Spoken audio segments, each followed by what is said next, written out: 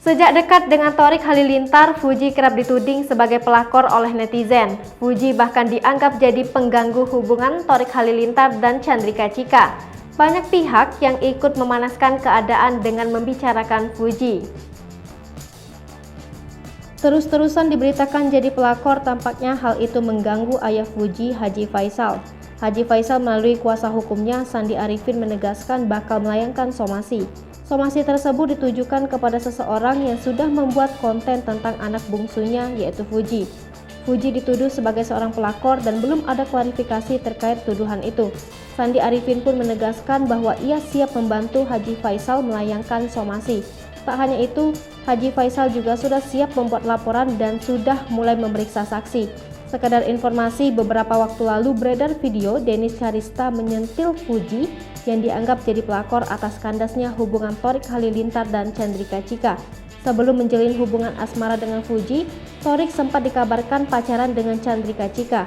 Dennis pun ikut komentar dengan mengatakan bahwa Thorik hanya ingin pansos kepada artis yang sedang viral.